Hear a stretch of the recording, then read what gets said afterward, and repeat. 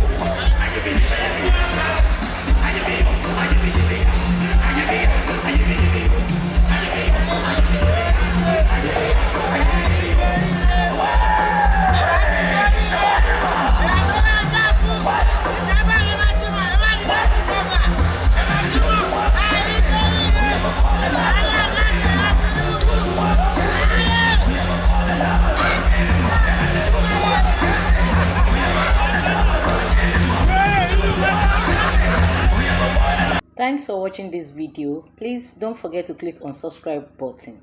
Kindly comment and share. We drop new videos daily. Thank you. God bless you.